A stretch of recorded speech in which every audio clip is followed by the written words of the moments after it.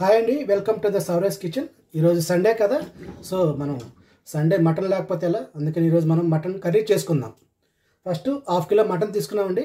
ఆ మటన్ మనం శుభ్రంగా వాష్ చేసుకుందాం 2-3 సార్లు.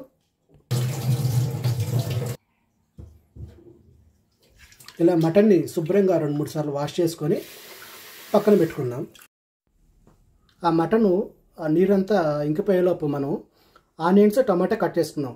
హాఫ్ కిలో మటన్కి మీడియం సైజ్ ఆనియన్స్ ఒక 2, ఒక టమాటా ఒక 2 నుంచి 3 పచ్చిమిర్చి తీసుకుందామండి. ఇలా మనం ఆనియన్స్, పచ్చిమిర్చి, టమాటాని సన్నగా తరుక్కొని పక్కన పెట్టుకుందామండి. ఇప్పుడు మనం మటన్లో కావలసిన మసాలా దినుసులు చూస్తే ధనియాలు 1 టేబుల్ స్పూన్ అండి, అల్లం 1 ఇంచ్ అల్లం, ఎండు కొబ్బరి 2 ఇంచులు ఎండు కొబ్బరి, వెల్లుల్లి రెమ్మలు 6 నుంచి 8 వెల్లుల్లి రెమ్మలు, అలాగే జీడిపప్పు అనేది ఆప్షనల్ అండి, కావాలంటే వేసుకోండి లేదా స్కిప్ చేసుకోవచ్చు. చెక్క 1 ఇంచు చెక్క, లవంగాలు 2 నుంచి 3, యాలాచి ఒక 2 నుంచి 3 యాలాచి. వీటిని ఇప్పుడు ఫైన్గా మిక్సీ పెట్టేసుకొని పేస్ట్ లాగా చేసుకుందామండి. ఒకసారి మన మటన్ చూద్దాం ఎలా ఉందో. చూడండి, ఇలా మటన్ అలా పొంగు, దాంట్లో వాటర్ అంతా ఇలా పొంగులాగా వచ్చి ఇంకిపోయేలాగా ఉడికించుకుందాం.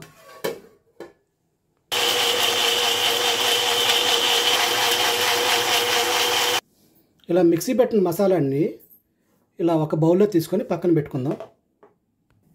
ఇప్పుడు మనం మటన్ చేసుకునే కుక్కర్ని వేరే స్టవ్ మీద షిఫ్ట్ చేసుకొని ఇంకొక స్టవ్ మీద బాండల్లో 2 నుంచి 3 స్పూన్ల ఆయిల్ వేసుకుందామండి. ఇలా ఆయిల్ కొంచెం వేడెక్కిన తర్వాత దాంట్లో చిన్న ఇంచు చెక్క, 2 లవంగాలు వేసుకొని కొంచెం వేయించుకుందాం. ఇలా వేగిన తర్వాత మనం ముందే కట్ చేసి పెట్టుకున్న ఆనియన్స్ వేసుకుందాం. ఇలా ఆనియన్స్ కొంచెం దోరగా వేయించుకుందామండి. ఒక 2 నిమిషాల పాటు ఆనియన్స్ వేగిన తర్వాత పచ్చిమిర్చి వేసుకుందాం. ఆనియన్స్ త్వరగా వేగాలంటే దాంట్లో ఒక చిటికెడు ఉప్పు జల్లుకోండి, తొందరగా వేగుతాయి. ఇలా ఆనియన్స్ కొంచెం వేగిన తర్వాత పచ్చిమిర్చి వేసుకుందాం. ఇప్పుడు ఈ పచ్చిమిర్చి కూడా ఒక 2 నిమిషాలు వేయించుకొని అప్పుడు టమాటా యాడ్ చేసుకుందాం. ఇప్పుడు ఆనియన్స్ బాగా ఎర్రగా వేగాయండి. ఇప్పుడు దాంట్లో మనం టమాటా వేసుకొని 2 నిమిషాలు బాగా టమాటా మగ్గనిద్దామండి.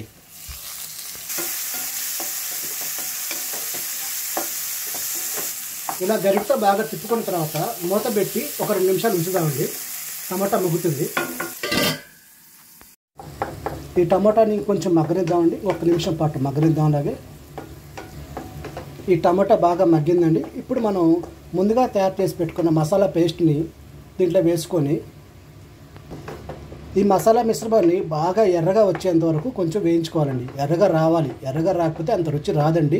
సో 2 నిమిషాల పాటు మసాలాని వేయించుకుందామండి. ఇప్పుడు ఒకసారి మనం మటన్ చూసుకుందామండి ఎంతవరకు వచ్చిందో. చూసారా, వాటర్ మొత్తం ఇంకిపోయింది. సో దీన్ని స్టవ్ ఆఫ్ చేస్తున్నానండి ఈ మటన్ని. ఇప్పుడు ఈ మసాలా బాగా ఎర్రగా వచ్చింది కదండి.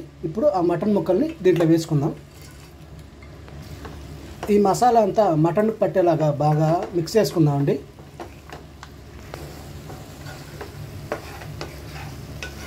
ఇప్పుడు దీంట్లో 1 స్పూన్ పసుపు వేసుకుందాం ముందు. ఇప్పుడు ఉప్పు ఒక 2 స్పూన్లు వేసుకుందామండి.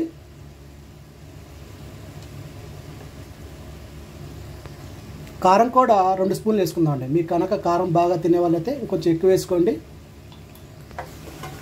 ఇప్పుడు ఈ ఉప్పు, కారం, పసుపు వేసుకున్నాక మొత్తం ఆ ముక్కలకి బాగా పట్టేటట్టు బాగా కలుపుకోవాలండి. కలుపుకున్న తర్వాత ఒక 2 నిమిషాల పాటు మూత పెట్టి పక్కన అది మటన్ మగ్గనిచ్చేలా పెట్టుకుందామండి. ఇలా మిక్స్ చేశాక ఒక 2 నిమిషాల పాటు మూత పెట్టి మగ్గనిచ్చుకుందామండి. ఇలా మటను కొంచెం మగ్గిన తర్వాత మనం ముక్కలు మునిగేంత వరకు వాటర్ పోసుకుందామండి.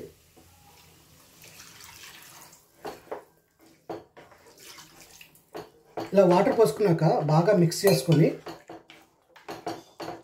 మూత పెట్టేద్దామండి. ఈ మటను కొంచెం మీడియం ఫ్లేమ్లో ఒక 1/2 అవర్ పాటు ఉడకాలండి. అమ్మో, 1/2 అవర్ అనకండి, ఇది మటన్ అండి, టైం పడుతుంది. ఇలా వాటర్ పోసిన తర్వాత ఒకసారి ఉప్పు, కారం చూసుకోండి. మీకు ఏమైనా తగ్గితే ఇప్పుడే టేస్ట్ చేసుకొని కావాల్సింది యాడ్ చేసుకోండి. ఇప్పుడు ఒకసారి మన మటన్ ఎంతవరకు వచ్చిందో చూద్దామండి.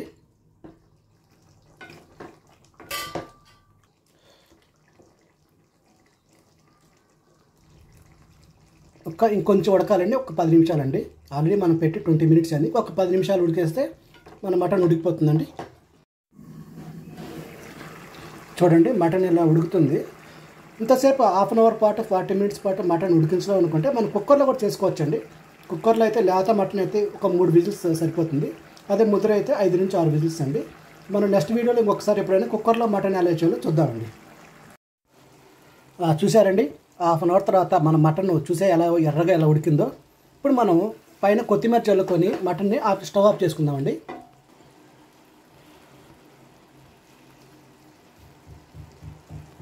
ఒకసారి మటన్ అలా కలుపుకొనేసి స్టవ్ ఆఫ్ చేసుకుందామండి.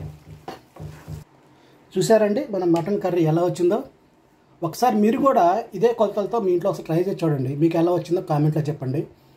నచ్చితే లైక్ చేయండి, షేర్ చేయండి, సబ్స్క్రైబ్ చేయండి. Thank you.